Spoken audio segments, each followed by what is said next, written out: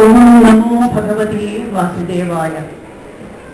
യാ ദേവി സർവഭൂതേഷു ശക്തിരൂപേണ സംസ്ഥിത നമസ്തസ്യൈ നമസ്തസ്യൈ നമസ്തസ്യൈ നമോ നമഃ. പ്രിയപ്പെട്ടവരെ, ഒരു ദൈവജ്ഞന്മാരുടെ ഒരു സദസ്സിലെ ഒരു പ്രബന്ധം അവതരിപ്പിക്കാൻ എന്നെ കൊണ്ട് സാധിക്കുമോ എന്ന് എനിക്കറിയില്ല. ഞാൻ ദൈവപ്രശ്നങ്ങൾക്കൊന്നും പോകുന്ന ഒരാളുമല്ല. പക്ഷേ ഈ ജ്യോതിശാസ്ത്രം എന്നുള്ള ഒരു സമുദ്രം, ഈ സമുദ്രത്തിന്റെ കര കാണാൻ ആർക്കും സാധിക്കുമെന്ന് തോന്നുന്നില്ല. പക്ഷെ അതിന്റെ അടുത്ത് വരെ ഒന്ന് ചെന്നിട്ട് ഒന്ന് നമസ്കരിക്കാനുള്ള ഭാഗ്യം കിട്ടിയിട്ടുണ്ട് എന്നുള്ള ആ ഒരു കാരണം കൊണ്ട് മാത്രം ആണ് ഇവിടേക്ക് എന്നെ ക്ഷണിച്ചതെന്ന് ഞാൻ വിചാരിക്കുന്നു. അല്ലാതെ ഒരു ദൈവജ്ഞനായിട്ടൊന്നും ആണെന്ന് വിചാരിക്കുന്നില്ല. എന്തായാലും 6 ബ്രാഞ്ചസ് ഉള്ള ജ്യോതിഷത്തിന്റെ ഒരു ബ്രാഞ്ച് മാത്രമാണ് പ്രശ്നം എന്ന് പറയുന്നുണ്ടെങ്കിലും ആക്ച്വലി ഈ 6 ബ്രാഞ്ചും നമ്മൾ പ്രശ്നചിന്ത നടത്തുമ്പോൾ നമ്മൾ ഉപയോഗിക്കുന്നുണ്ട് എന്നുള്ളത് ഒരു സത്യമാണ്. അത് പ്രേക്ഷ എന്ന് പറയുന്ന, അതായത് നമ്മളൊരു പ്രശ്നം ചോദിക്കാനായിട്ട് പോകുന്ന ആ അവസരം മുതൽ അവസാനത്തെ ആ സാന്നിധ്യം, നമ്മുടെ അവസാനത്തെ ഫലം പറയുന്ന അതുവരെ ഉള്ള കാര്യങ്ങളൊന്ന് ശ്രദ്ധിച്ചു നോക്കിയാൽ ഇതെല്ലാം നമ്മൾ ഉപയോഗിക്കുന്നുണ്ട് എന്ന് നമുക്ക് മനസ്സിലാവും. അപ്പൊ ഇങ്ങനെയുള്ള എല്ലാ ബ്രാഞ്ചസും ഇനിയും പ്രായോഗികമായിട്ട് ഉപയോഗിക്കുന്ന ഒരു രംഗമാണ് പ്രശ്നം, പ്രത്യേകിച്ച് ദേവപ്രശ്നം എന്ന് പറയുന്നത്. ഒരു ദേവജ്ഞൻ അല്ലെങ്കിൽ ദൈവജ്ഞൻ എന്ന് പറഞ്ഞാലേ വളരെ പ്രയാസമുള്ള ഒരു കാര്യമാണ് അത് ഡിഫൈൻ ചെയ്യാൻ. കാരണം ദൈവത്തെ അറിയുക, ദൈവജ്ഞൻ എന്ന് പറഞ്ഞാൽ ദൈവത്തെ അറിയുന്നവനാണ്. അങ്ങനെ ദൈവത്തെ അറിഞ്ഞിട്ടുള്ള എത്ര ആളുണ്ട്? ആരാണ് ദൈവത്തെ അറിഞ്ഞിട്ടുള്ളത്? ദൈവത്തിന്റെ മനസ്സറിയലാണ് ദൈവത്തിന്റെ ഹിതമറിയല്. ആരാണ് അറിഞ്ഞിട്ടുള്ളത്? അനന്തമറ്റാതം അവർണ്ണനീയം ഈ ലോകഗോളം തിരിയുന്ന മാർഗം അതിങ്കരെങ്ങാണ്ടൊരിടത്തിരുന്ന് നോക്കുന്ന മർത്യൻ കഥ എന്തു കണ്ടു എന്നുള്ളതാണ്. നമ്മളൊന്നും വാസ്തവത്തിൽ പറയുകയാണെങ്കിൽ എവിടെയോ ഒരു കോണില്, ഈ വലിയ കാലചക്രത്തിന്റെ ഒരു കോണിൽ ഇരുന്നു കൊണ്ട് അതിനെ നോക്കി കുറെ കാര്യങ്ങളൊക്കെ മനസ്സിലാക്കാൻ ശ്രമിച്ചുകൊണ്ടിരിക്കുക. പക്ഷെ ആ ശ്രമത്തിൽ തന്നെ ഉണ്ട്, ആ അന്വേഷണത്തിൽ തന്നെ ഉണ്ട് എന്തോ ചില പ്രത്യേകതകൾ എന്ന് നമ്മൾ മനസ്സിലാക്കുന്നു എന്നുള്ളതാണ്. അത്രയ്ക്കുള്ള അറിവേ നമ്മളെ മാതിരി ആളുകൾക്കൊക്കെ ഉള്ളൂ. ദൈവത്തിനെ മുഴുവനായിട്ട് പൂർണ്ണമായിട്ട് അറിയണമെങ്കിൽ ദൈവം തന്നെ ആവണം. ഗുരുവായൂരപ്പന് തന്നെ ഗുരുവായൂരപ്പനെ അറിയുള്ളൂ. നമുക്കകത്ത് ഗുരുവായൂരപ്പനെ നോക്കി തൊഴുതിട്ട് നമസ്കരിച്ച് പോകാനുള്ള അറിവന്നെ നോക്കുള്ളൂ. അതുകൊണ്ടാണ് ഞാൻ ആദ്യമേ പറഞ്ഞത് ദൈവജ്ഞന്മാരുടെ സംഗമം എന്ന് പറയുന്നിടത്ത് വന്നിരിക്കാൻ എനിക്ക് പറ്റുമോ എന്നറിയില്ല. പിന്നെ ഈ കുട്ടി പാടിയ പ്രാർത്ഥനയിലുള്ള പോലെ ആ കാലചക്രം, ഭഗവാന്റെ ആ സുദർശന കാലചക്രം, അതിനെ മനസ്സിൽ പ്രതിഷ്ഠിച്ചിട്ട് നമ്മൾ ഇരിക്കുന്ന സമയത്ത് അതിന്റെ ആ കരാളതയൊന്നും നമ്മൾ അറിയാതെ പോകുന്നത് അദ്ദേഹത്തിന്റെ തന്നെ കാരുണ്യം കൊണ്ടാണ്. ആ കാരുണ്യസിന്ധോ കൃഷ്ണ കാരുണ്യസിന്ധോ എന്നുള്ള ആ വിളിയിൽ തന്നെയാണ് നമുക്ക് ദൈവജ്ഞത ഇരിക്കുന്നത് എന്ന് ഭക്തിപൂർവം വിചാരിക്കുന്ന ഒരു വ്യക്തിയാണ് ഞാൻ. ആ ഭക്തി കൊണ്ടാണ് ബാക്കി കാര്യങ്ങളൊക്കെ ജ്ഞാനമൊക്കെ കിട്ടുന്നത് എന്നുകൂടി അടിവരയിട്ട് പറയേണ്ട ഒരു കാര്യമുണ്ട്. പിന്നെ ഇങ്ങനെയൊക്കെ ജീവിച്ച കുറെ ദൈവജ്ഞന്മാരുടെ കഥകൾ നമുക്കുണ്ട്. അതിലൊരു വിശേഷപ്പെട്ട ഒരു കഥയാണ് തലക്കുളത്തൂർ ഭട്ടതിരിയുടെ കഥ. അത് പണ്ട് കാലത്ത് തലക്കുളത്തൂർ ഭട്ടതിരി ജീവിച്ചിരുന്ന കാലത്ത് വടക്കുന്നാട് ക്ഷേത്രത്തില് ഒരു ദേവപ്രശ്നം നടക്കുകയുണ്ടായി. അതെന്തിനാന്ന് വെച്ചാൽ എപ്പോഴും എന്തെങ്കിലും പ്രശ്നം ഉണ്ടായാലാണല്ലോ ദേവപ്രശ്നം വെക്കുക. ഭഗവാന്റെ ഒരു ചാർത്തുന്ന ഒരു ആഭരണം കാണാതെയായി. ആ ആഭരണം കിട്ടാൻ വേണ്ടി പ്രശ്നം വെച്ചു, ഇത് എവിടെ പോയിട്ടുണ്ടെന്ന് അറിയാൻ. അപ്പൊ ദേവജ്ഞന്മാരെല്ലാം കൂടി പറഞ്ഞു, ഇത് ഇവിടുന്ന് അധികം ദൂരത്ത് പോയിട്ടില്ല, വളരെ ഉയരത്തിലാണ് ഇരിക്കുന്നത്. അത് കൊണ്ടുപോയ ആളുടെ ആദ്യത്തെ അക്ഷരം ക എന്നാണ്. ഇത്രേ അവർ പറഞ്ഞുള്ളൂ, ക എന്നുള്ളത്. അപ്പൊ ഇങ്ങനെ ആ പേര് കഷ്ടകാലത്തിന് ക എന്ന് തുടങ്ങുന്ന ഒരു ജീവനക്കാരൻ, ക്ഷേത്ര ജീവനക്കാരൻ, ഒരു ജോലിക്കാരൻ അവിടെ കാക്കു എന്ന് പറഞ്ഞിട്ട് ഒരു വ്യക്തി ഉണ്ടായിരുന്നു. പാവം, ഇവരെ ഈ കാക്കു ആണ് മോഷ്ടിച്ചത് എന്നും പറഞ്ഞിട്ട് അവനെ ഒരു തെങ്ങുമ്പിൽ കെട്ടിയിട്ടിട്ട് അടിയോടടി, ചാട്ടമാരെടുത്തിട്ട് അടിയോടടി ഇവനെ. ആ സമയത്താണ് തലക്കുളത്തൂർ ഭട്ടതിരി വടക്കുന്നാഥനെ തൊഴാനായിട്ട് വരുന്നത്. അദ്ദേഹം ഈ പ്രശ്നത്തിലൊന്നും ഉണ്ടായിരുന്നില്ല. അദ്ദേഹം ഇങ്ങനെ വന്നു നോക്കുമ്പോ എന്താണ് ഇങ്ങനെ തെങ്ങുമ്പോ കെട്ടിട്ടിട്ട് അടിക്കണത് എന്തിനവനെ? ഇതൊരു വലിയ ഹിംസയാണ്. അത് ഈ ക്ഷേത്രപ്പറമ്പിൽ വെച്ചിട്ട് ഇങ്ങനൊരു ഹിംസ എന്താ ചെയ്യണ്? അപ്പൊ ഇവര് പറഞ്ഞു ഇങ്ങനെയൊക്കെ ഉണ്ടായി. ഇവനല്ലാണ്ട് ഇവിടെ ജീവനക്കാരിൽ കായ്ന്ന് തുടക്കുന്ന ഒരാളില്ല എന്ന് പറഞ്ഞു. അപ്പൊ ഭട്ടതിരി ഒന്ന് ചിരിച്ചിട്ട് പറഞ്ഞു, നിങ്ങളുടെ നിരീക്ഷണമൊക്കെ കറക്റ്റാണ്. തന്നെയാണ് എടുത്തിരിക്കുന്നത്, മുകളിലാണ്, ഇവിടെ തന്നെയാണ്, അതൊക്കെ ശരിയാ. പക്ഷേ അതിനെ ഇന്റർപ്രറ്റ് ചെയ്ത വിധം തെറ്റി. ഇവനെ ആദ്യം അയച്ചു വിടും. എന്നിട്ട് ഇവനോട് ആ തെങ്ങിന്റെ മുകളിലേക്ക് കയറാൻ പറയൂ.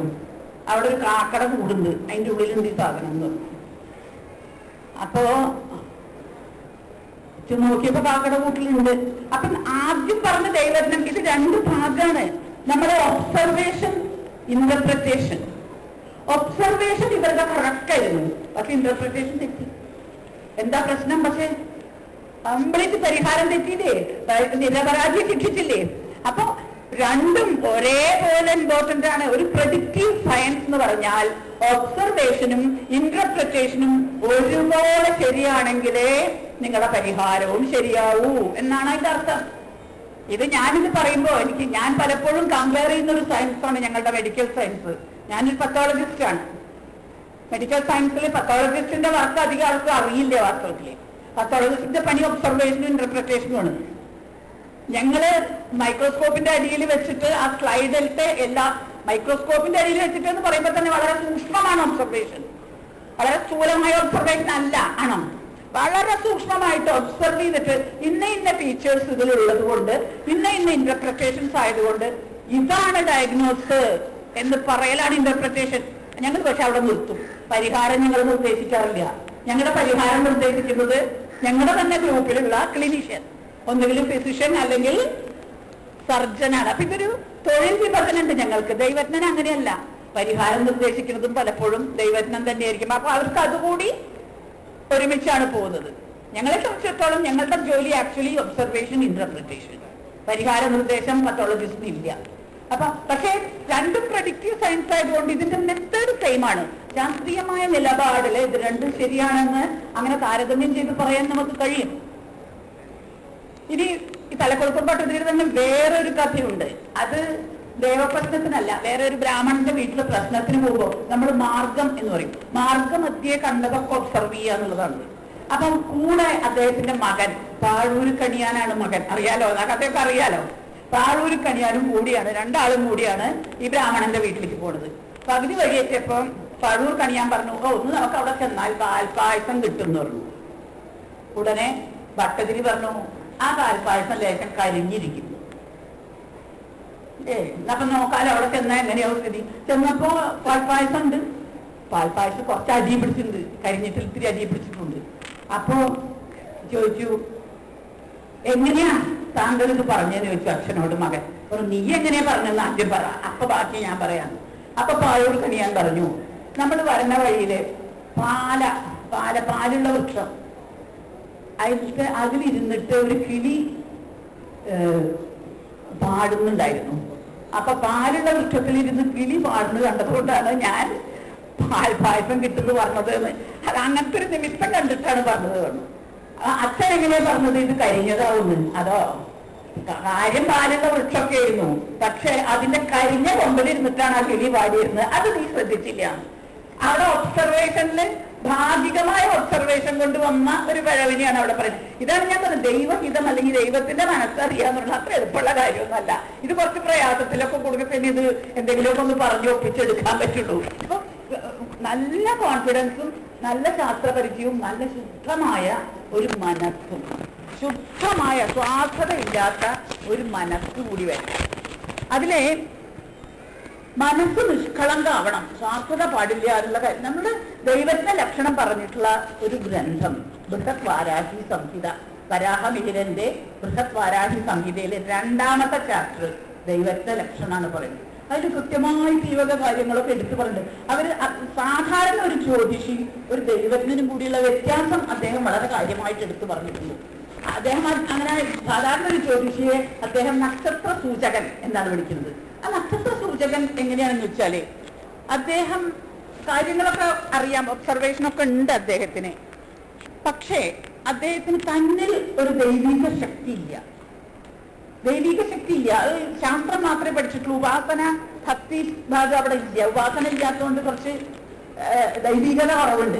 അതുകൊണ്ട് പറഞ്ഞത് പലപ്പോഴും ശരിയായിക്കൊള്ളുന്നില്ല, പരിഹാരം നിർദ്ദേശിച്ചത് തെറ്റാവാം, അങ്ങനെയുള്ള പ്രശ്നങ്ങളൊക്കെ സാധാരണ ജ്യോതിഷിക്ക് വരും. പക്ഷെ ദൈവജ്ഞൻ അത് വരില്ല. ഇങ്ങനെ ഇപ്പൊ നേരത്തെ പറഞ്ഞ ആ വടക്കുന്നാഥ ക്ഷേത്രത്തിലെ കാര്യം പറഞ്ഞ മാതിരി ആ കാക്കൂനെ പിടിച്ച് അടിച്ചതുകൊണ്ട് ആ പരിഹാരം തെറ്റായതുകൊണ്ട് പാപം സംഭവിച്ചു അല്ലെ. നിരപരാധിയെ അടിക്കുക എന്നുള്ള പാപം സംഭവിച്ചു. അപ്പൊ ഈ പരിഹാരം നിർദ്ദേശിച്ചവന്റെ പാപം അത് നടപ്പാക്കിയവന് കൂടി കിട്ടും എന്നുള്ളതാണ് ദൈവജ്ഞനല്ലാത്ത ഒരാള് പരിഹാരം നിർദ്ദേശിച്ചാലത്തെ പ്രശ്നം. മറ്റുള്ളവർക്ക് മറ്റേ ആള് പങ്ക്തി പാവനനാണ്. ഇയാൾ പങ്ക്തി ദൂഷകനാണെങ്കിൽ ദൈവജ്ഞൻ പങ്ക്തി പാവനനാണ്. അഗ്നി പോലെയാണ് അവൻ. പ്രജ്ഞയിലും മനസ്സിലും ആ ജ്യോതിർരാശി, ആ രാശി ഇങ്ങനെ, രാശി എന്ന് പറയുമ്പോൾ തന്നെ അതിന്റെ ആ ചൈതന്യം നമ്മൾ ഓർക്കണം. ആ രാശി മണ്ഡലം, ജ്യോതിർമണ്ഡലം ഇങ്ങനെ പ്രജ്ഞയിലും മനസ്സിലും മുഴുവൻ പ്രകാശിച്ചു നിൽക്കുന്നവനാണ് അവൻ. ദൈവികനായിട്ടുള്ള ഒരു ദൈവിക ശക്തി, ഭഗവാന്റെ നേരിട്ടുള്ള ശക്തി ഭക്തി കൊണ്ടും ഉപാസന കൊണ്ടും നേടിയെടുത്ത് അതോടുകൂടിയാണ് പറയുന്നത്. അതുകൊണ്ട് വെറും ജ്ഞാനം മാത്രമല്ല, അവിടെ ഭക്തി കൂടി ഉപാസന കൂടി ഉണ്ട്. എന്നാൽ ജ്ഞാനല്ലേ? ജ്ഞാനുണ്ട്.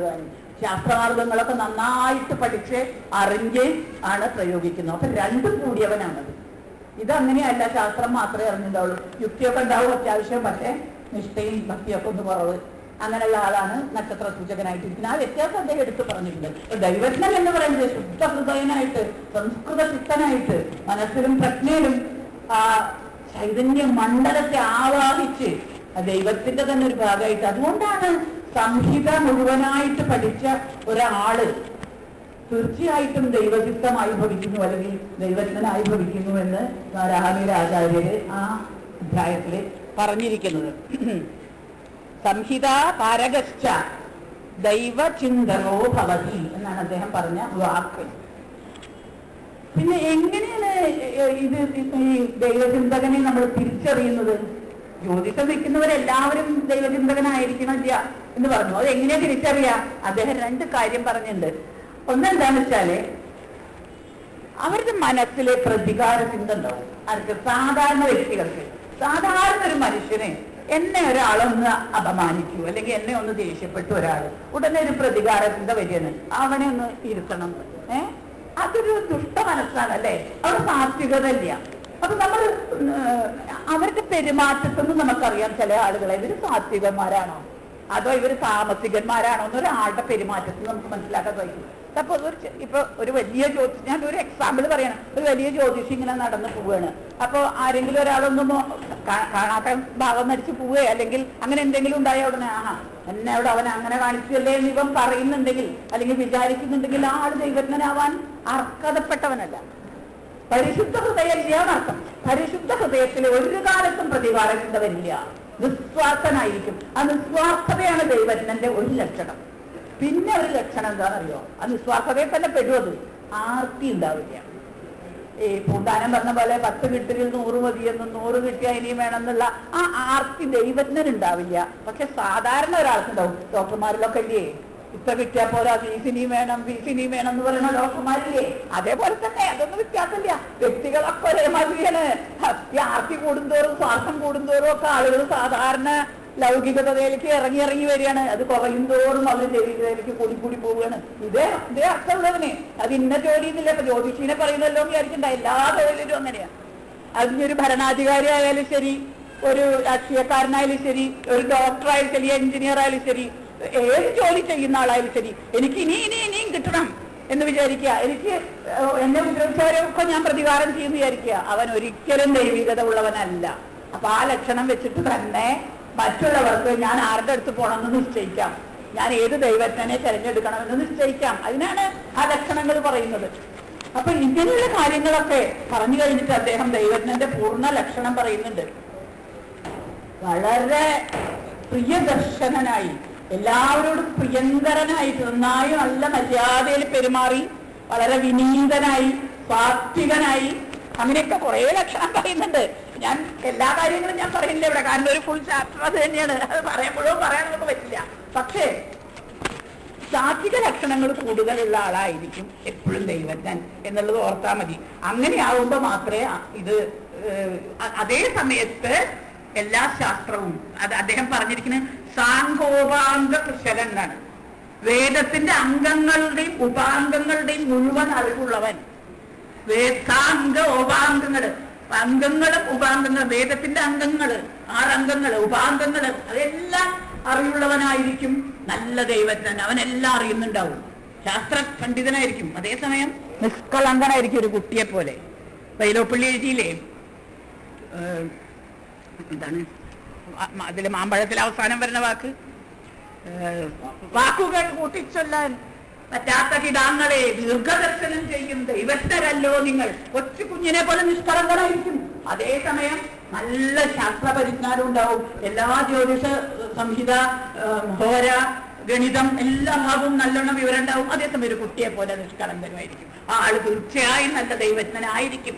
കാരണം അവന്റെ മനസ്സിലും പ്രജ്ഞയിലും ഈ കളങ്ങണ ദൈവ ചൈതന്യം ഇരിക്കുന്നുണ്ട്.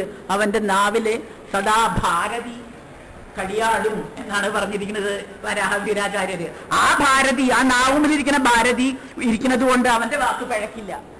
ദൈവപ്രശ്നം ചെയ്തിട്ട് ഇന്നത് ഒരാൾ അങ്ങനത്തെ ഒരു ദൈവജ്ഞൻ പറഞ്ഞ ആ വാക്ക് പഴക്കില്ല.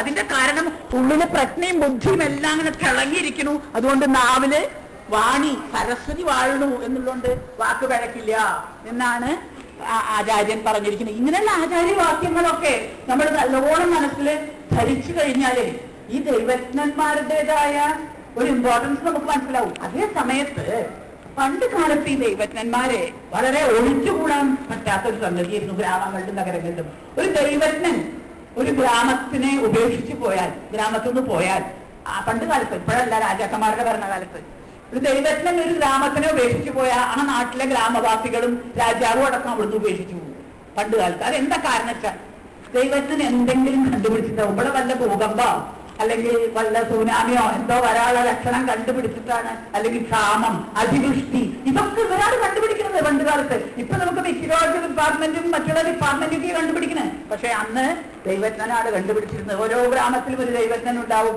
ആ ദൈവജ്ഞൻ ആ നാട് വിട്ടുപോയാൽ ഉടനെ എല്ലാവരും ആ നാട് വിട്ടങ്ങോട്ട് പോകും അടുത്ത ഗ്രാമത്തിലേക്ക്. അങ്ങനെയുള്ളൊരു സംവിധാനമാണ് ഉണ്ടായിരുന്നത്. അപ്പൊ അത്രയും പ്രധാനമായ ഒരു റോളാണ് ദൈവജ്ഞന് പണ്ടുണ്ടായിരുന്നത്.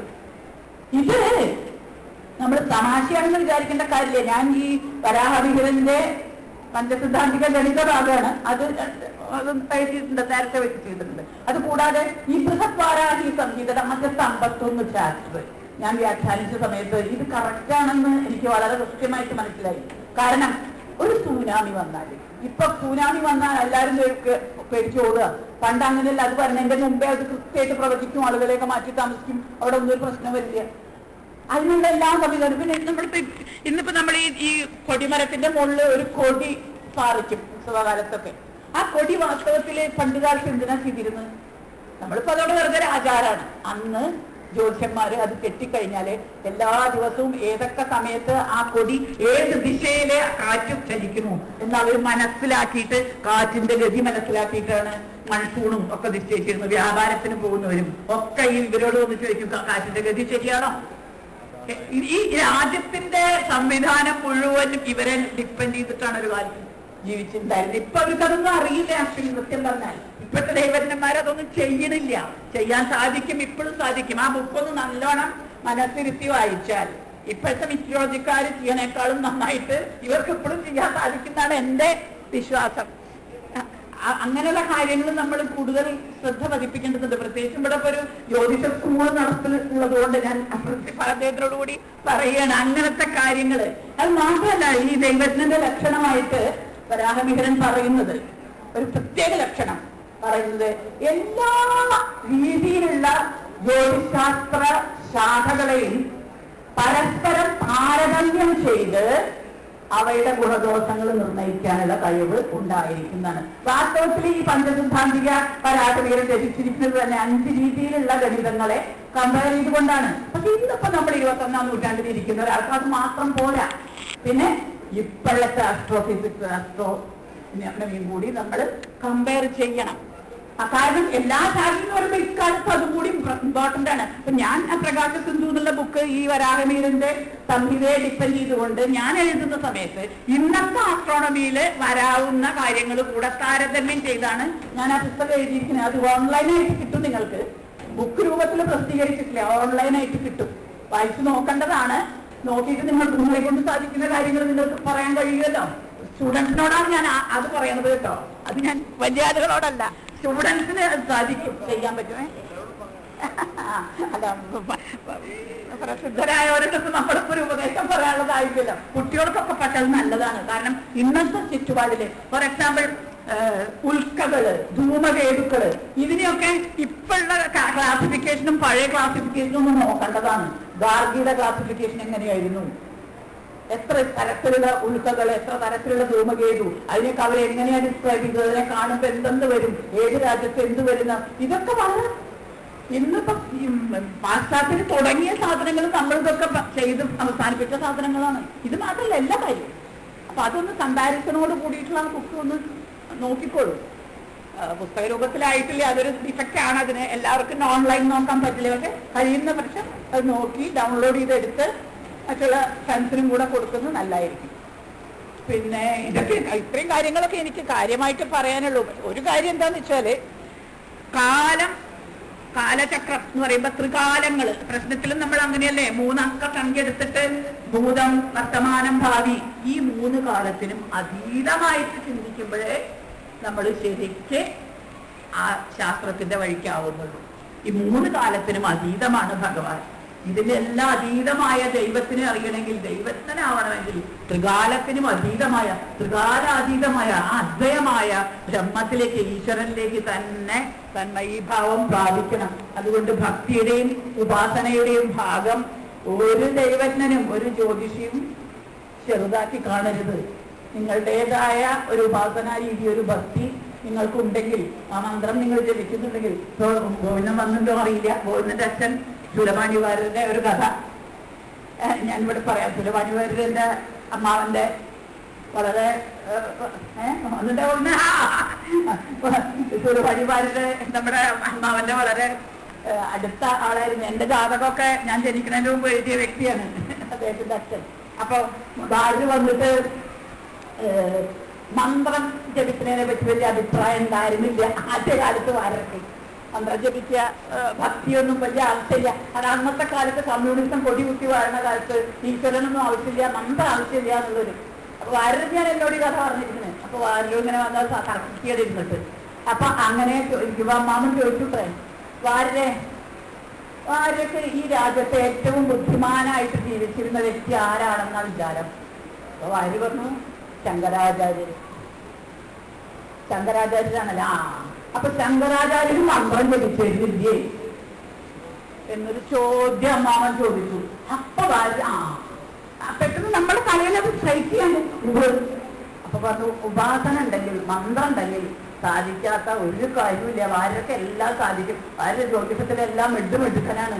ഒരു മന്ത്രോപാസന കൂടിയേ വേണ്ടു എന്ന് പറഞ്ഞു. എന്നോട് പറയുന്നു വാര്യ. അതിന്റെ ശേഷം ഞാൻ എപ്പോഴും ഒരു മന്ത്രോപാസനയും ആ ഭാഗവതം കയ്യിൽ വെച്ചല്ലാണ്ട് ഞാൻ നടക്കാറില്ല. എവിടെ ചെന്നാലും ഭാഗവതം വായിച്ചല്ലാതെ കാര്യമില്ല. എനിക്ക് അതിലേക്ക് നീങ്ങാനുള്ള ഈ ഒരു സംഭവമാണ്. ശങ്കരാചാര്യര് മന്ത്രം ജപിച്ചില്ലേന്ന് ചോദിച്ചപ്പോ പെട്ടെന്ന് ഇത്രയും ബുദ്ധിമാനായ ശങ്കരാചാര്യർക്ക് ജപിക്കാമെങ്കിൽ എനിക്കെന്താ, ഞാൻ അത്രയും ബുദ്ധിയില്ലാത്ത ആളല്ലേന്ന് എനിക്ക് തോന്നണോ? ഇല്ലേ? നിങ്ങൾക്ക് എല്ലാവർക്കും, നമുക്ക് എല്ലാവർക്കും തോന്നേണ്ടതാണ്. അദ്ദേഹത്തിന് അത് അദ്ദേഹം എന്നോട് പറഞ്ഞത് എന്റെ ഈ ജ്യോതിഷത്തിലേക്കുള്ള താല്പര്യം കണ്ടപ്പോഴാണ് അദ്ദേഹം എനിക്ക് ഒരുപാട് കാര്യങ്ങൾ, അമ്മാവനെ കുറിച്ചുള്ള കാര്യങ്ങൾ, ഞങ്ങൾ അതിൽ ഒരുപാട് കാലം അങ്ങനെയുള്ള ഒരു കോണ്ടാക്ട് ഗോവിന്ദന്റെ അച്ഛനും ഞാനും കൂടി ഉണ്ടായിരുന്നു. ഇപ്പോഴും ഞാൻ അദ്ദേഹത്തിന് അത്രയും ആദരവോടുകൂടി ഞാൻ മനസ്സിൽ കൊണ്ടു നടക്കുന്ന ഒരാളാണ് വാര്യര്. അപ്പോ ഞാൻ അങ്ങനെയുള്ള ആളുകളൊക്കെ നടന്നു പോയ ഭൂമിയിൽ കൂടിയാണ് നമ്മളും നടക്കണം എന്നുള്ള ഒരു വിശ്വാസത്തോടു കൂടി, സന്തോഷത്തോടു കൂടി ഇങ്ങനെ എല്ലാ ദൈവജ്ഞന്മാരുടെ ഇടയില്, ഭക്തജനങ്ങളുടെ ഇടയിൽ വന്നിരുന്ന് ഇങ്ങനെ 2 വാക്ക് സംസാരിക്കാൻ കഴിഞ്ഞതില് സന്തോഷം. എന്നെ ഇതിന് ക്ഷണിച്ചതിന് എല്ലാവരോടും നന്ദി, നമസ്കാരം. ശക്തി പ്രകടിപ്പിക്കുന്നവർക്കൊക്കെ ആരായാലും ശാന്തി കൂടി പ്രകടിപ്പിക്കണം. ശക്തിയെ നമസ്കരിച്ചുകൊണ്ടാണ് ഞാൻ ഈ വാക്ക് തുടങ്ങിയത്. ശാന്തിയെ നമസ്കരിച്ചുകൊണ്ട് എന്റെ ചെറിയ വാക്കുകൾ ഞാനിവിടെ അവസാനിപ്പിക്കുകയാണ്. യാ ദേവി സർവഭൂതേഷു ശാന്തിരൂപേണ സംസ്ഥിത നമസ്തസ്യൈ നമസ്തസ്യൈ നമസ്തസ്യൈ നമോ നമഃ.